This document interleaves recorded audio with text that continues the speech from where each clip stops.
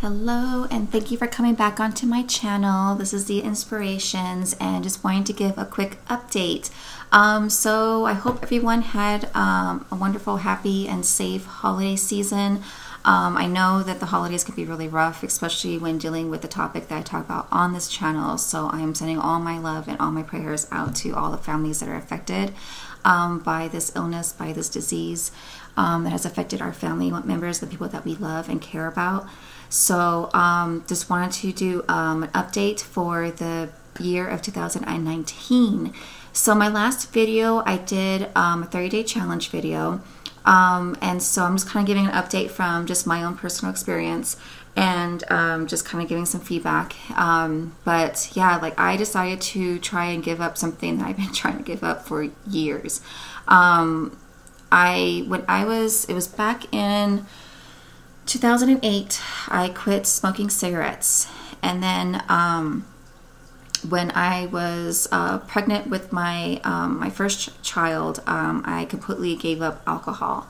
And when I nursed every single one of my children for a full year after I had them, and so with nursing, I did research to see like how things kind of like interacted, like, you know, that kind of stuff. And then anyone that's ever nursed any of their children before knows that whatever you are experiencing, your child's actually experiencing. So anything that you're eating is affecting them even more than when they were in the wound.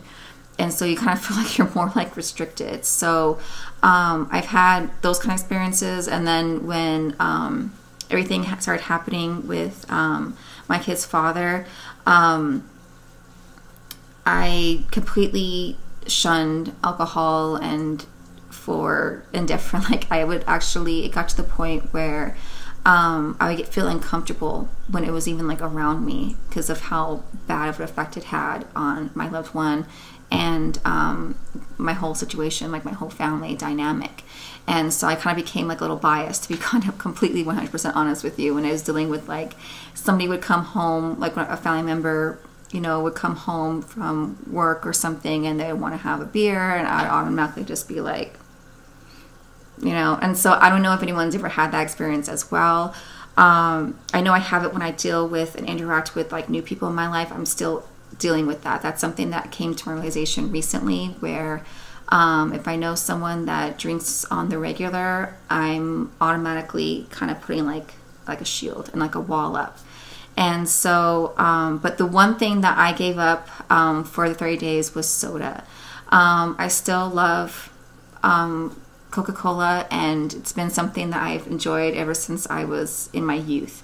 And I just know that it's something that's not particularly like the best for me, like for my health. And I've known this for a longest time, and every time I try and quit it, eventually I start drinking it again. And it's that one thing that I just cannot break off. And anyone that's ever had to give up something that they truly enjoy, that's a huge eye-opener. And so I like to use that as perspective towards our loved ones that are going through things that are similar. Like when, you know, where it might not, it's not for your best interest, it's not best for your health, but yet it's hard to break that habit. And so, and like I said, like in that 30-day challenge video, that can be anything. That can be TV, that can be social media, that can be tons of different things. It could be junk food, it could be whatever. And so right before that, I was going to start it like as of like New Year's, you know, like New Year's resolution kind of a thing. And I started doing, you know, trying to see if I could just start weaning myself from it initially. And to be honest, it felt like I was even like kind of going on, like my mind just automatically just turned on this thing where it's just like, you know what, you should enjoy it as much as you can before you quit it. And it was like wanting me to like binge on soda, you know. And so that was like a huge, like it was honestly just like kind of putting the shoe in like somebody else's, you know, like putting you know, like somebody else's shoes on your feet, and just be like, okay, well, is this how they feel when it's time? Like they know that they need to stop doing this, and they know they need to quit it. And you know, it's like, oh, I'm just going to do it as much as I can before I have to then quit. And they give you like a time frame, you know, like, or a date or something. And so, and it goes back to that thing. It was like, I wasn't ready to stop until I was ready to. And that was a little over beginning after the year. And so, and then it was like, I still had some. And rather than just like giving it away or like throwing it away, I felt like the need to like use it before, you know, like it was bizarre. Like even when I knew that I was going to be giving it up, I was still buying it at the store. It was just so bizarre to me. And so that was like a huge eye opener for me, just in regarding to something like soda. And so, it's been about 3 weeks since I've had any. Actually, this is like I can't remember which week I'm on. It's at least 3 weeks. I can't remember if January has 4 or 5. So I'm at the last week of January right now, which is like kind of doing this video. Sorry. But yeah, so I still plan on giving it up. I know that from like my past experiences that normally around the time of like my birthday, which is in March, is when I start craving it again. And so it's like around my birthday, around Easter, you know, here comes another holiday. This is like ringing a bell to anybody, like of different scenarios, either whether it's you dealing it with your a significant other or a loved one where they're going through the kind of same things. And so just hoping that, you know, like just staying true and knowing and sticking through it, knowing that it's something that I do need to give up, because when I'm drinking soda, my skin breaks out. I feel bloated, and like I said, like I don't feel good. Like I know it's not good for my body, and it's something that I need to give up. But and then when I notice, like when I first take that, like if I stop for a while and I take a drink, it doesn't taste that good, because I think my taste buds, it affects my taste buds eventually. And so like it's almost like if anyone's like ever not had soda for a long time, they drink it, and you know they'll know what I'm talking about. Like with your taste buds, like it kind of just gives you that weird tasty feeling. And so like I know it's not good, and I know I need to stop. And so this has been going on for like years.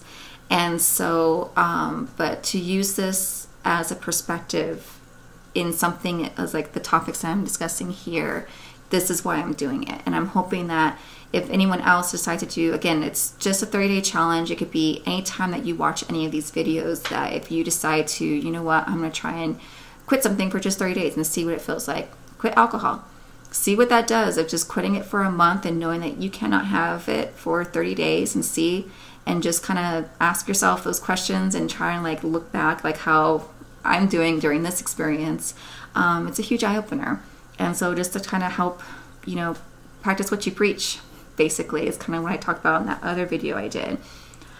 So coming into 2019, I still have some other videos I plan on working on this channel, in hopes to help loved ones and other family members that are battling this topic that's dealing with their loved ones.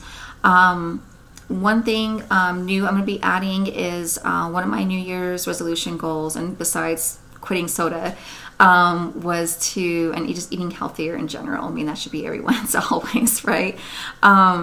Is I want to start a Nar-Anon group in my area. So when I first moved out here, that was one of the first things I did, was after I moved from out of state back to where I grew up and where all my family was for support, because I was actually pregnant with our youngest at that time. I started looking for support groups in my area, and I noticed that there's only 3.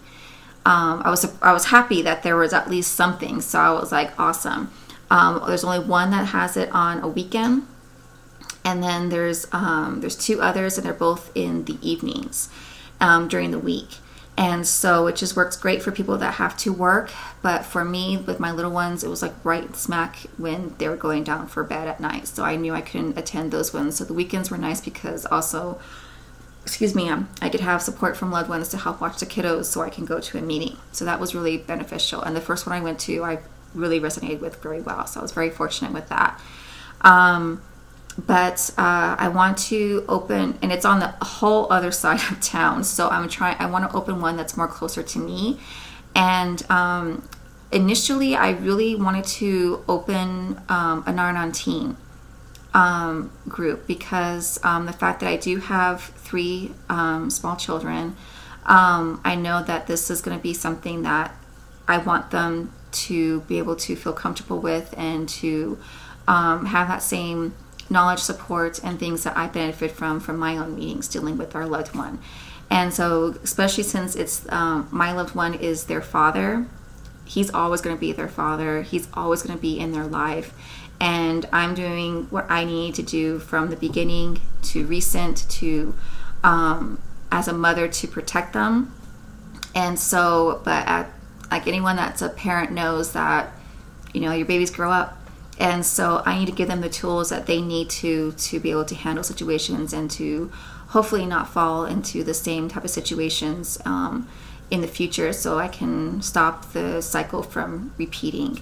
And so, because I noticed that there's no Narnan teen at all meetings out where I'm located at. So that was one of my goals that I wanted to do when I first moved out here.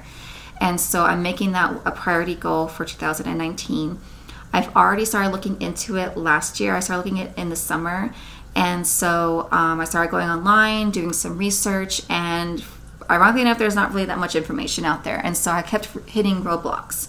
And so one of the things I'm going to do is I'm going to start doing like kind of like I'll do like a vlog like journey of like me going through this process, and so to help anyone that's trying to do the same, and they can either learn from my mistakes, they can learn from things that I've learned, things that have helped, and so that we can start getting more of these out in the country, because there are not a lot of these supports for children with this topic, which is a huge concern for me, because that's how I think we're going to be able to help stop these cycles, is to be able to help the children.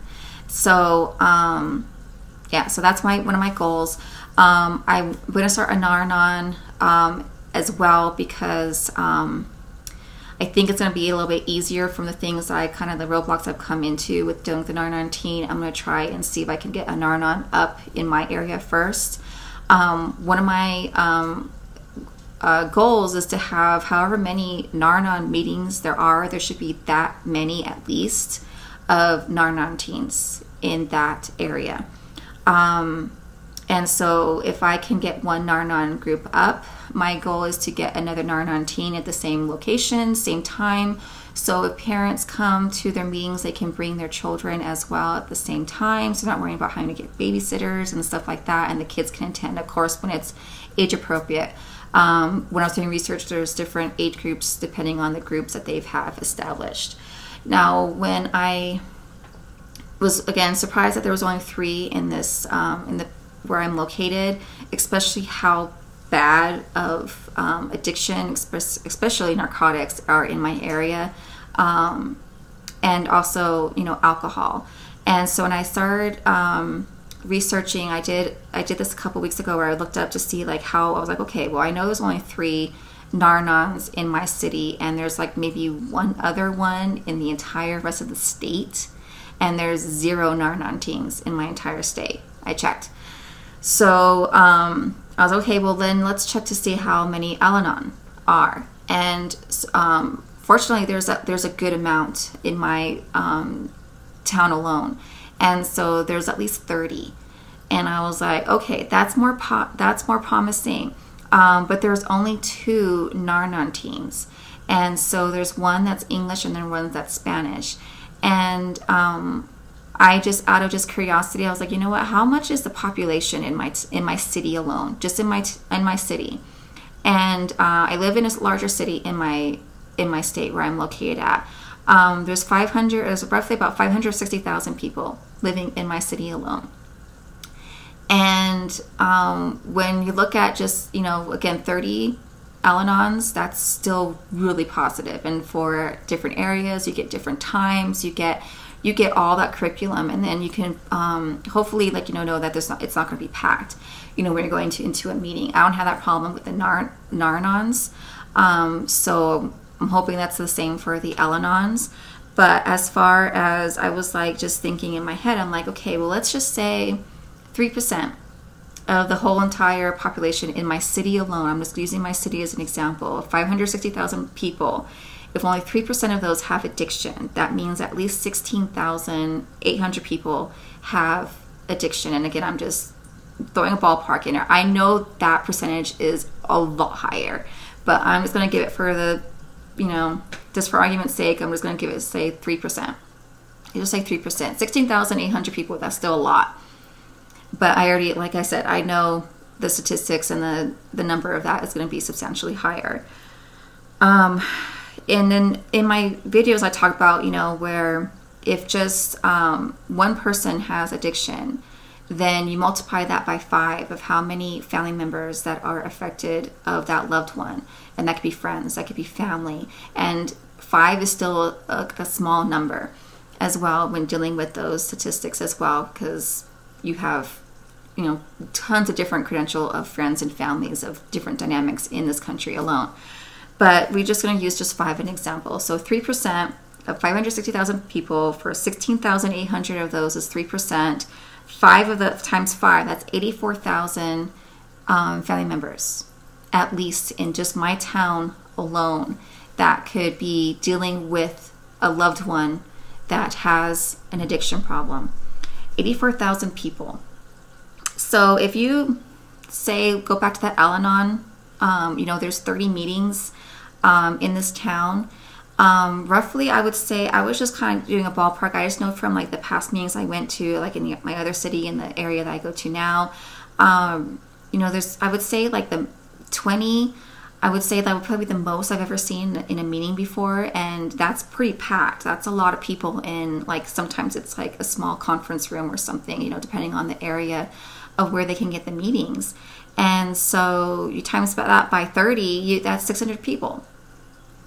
So 84,000 people at least that have a loved one that's living with addiction. And if you say that every single person, let's say like 30 of those meetings is in 1 week, that's you're helping 600 people compared to 84,000. So I'm hoping that those numbers are substantially higher. Again, I'm just using this as like an example, just for like my area alone. So as however many Al-Anon meetings there are, I would like to see that many Nar-Anons in my town as well. But I'm just one person, so I'm just going to be trying just to get one meeting up and get that Nar-Anon teen up ASAP. And so I will be video logging that process and sharing that experience. But it's definitely been on my priority list for the past 3 years. So this year I'm actually going to be making it into like, there's going to be I want some physical movement with it now. So that's going to be one thing. I'm going to be doing some more updates on my own experience and situation.